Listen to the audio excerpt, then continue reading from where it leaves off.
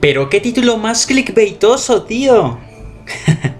Ahora que tengo su atención, déjenme contarles por qué Cristóbal Colón y su gente no fueron los primeros habitantes del viejo mundo en pisar el nuevo.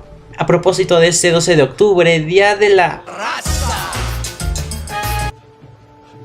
Primero que nada, hablar de viajes transatlánticos y transpacíficos antes de 1492 es un tema tabú dentro de los círculos de la antropología, ya que gracias a algunos personajes muchas veces viene mezclado con alienígenas ancestrales o habitantes de continentes perdidos, Lemuria, Mu, añadido y principalmente a los escasos vestigios arqueológicos, si no es que casi nulos, además de la también falta de evidencia de algún impacto social, político, religioso, biológico y o ambiental en las culturas precolombinas. Una vez dicho esto, comencemos a hablar de lo que hay y lo que no hay con los viajes transcontinentales antes de nuestro queridísimo Cristóforo Colombo. Los vikingos llegaron a la América como mínimo 200 años antes que la Niña, la Pinta y la Santa María. Es oficial. Contamos con lo que fuese un asentamiento suyo en Lancex Meadows, no sé cómo se dice, en la isla de Terranova, en Canadá, confirmando los viajes de las crónicas escandinavas. Bueno, al menos de uno. Dichos viajes son factibles debido a la distancia relativamente corta entre tierras, como Islandia y Groenlandia, y a las favorables corrientes oceánicas que circundan desde esta última hasta las costas canadienses.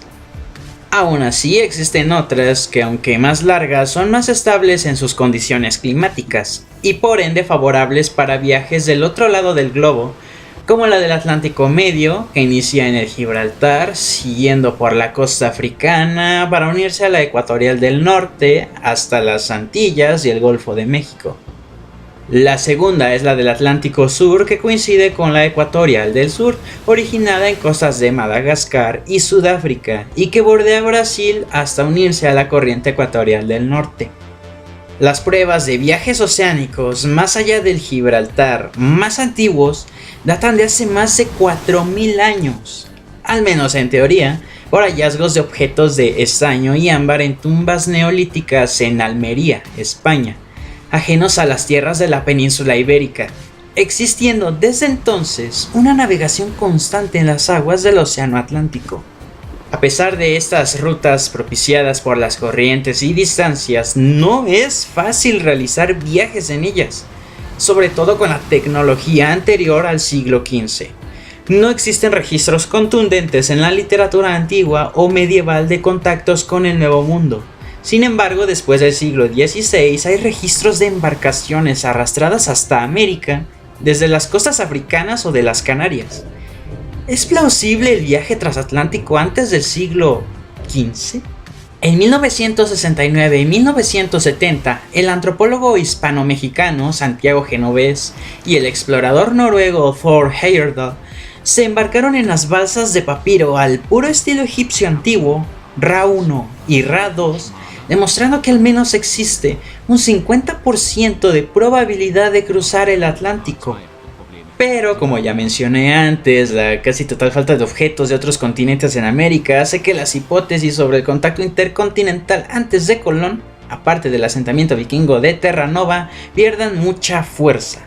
Es entonces que debo mostrarles las pocas evidencias arqueológicas al respecto, empezando por la cabecita romana de terracota encontrada aquí en México, en la zona arqueológica de Calixtlahuaca.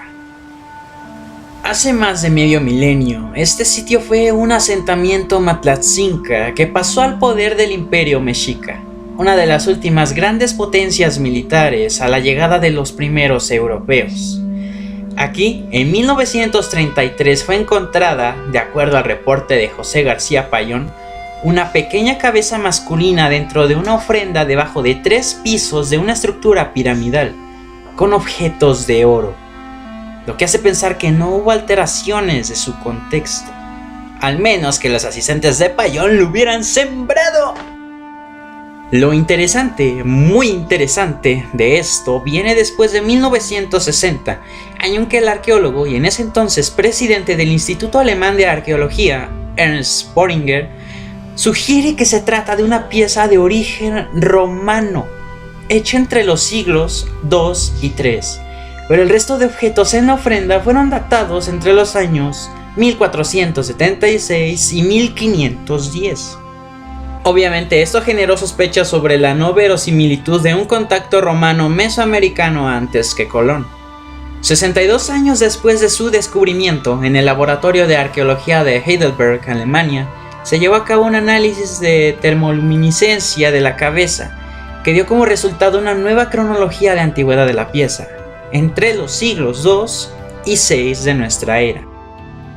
Esto fue complementado con análisis estilísticos por parte de especialistas en arte romano del Museo Vaticano, Museo Británico y Museo Metropolitano de Arte de Nueva York, que dan por hecho su origen romano en las primeras centurias después de Cristo.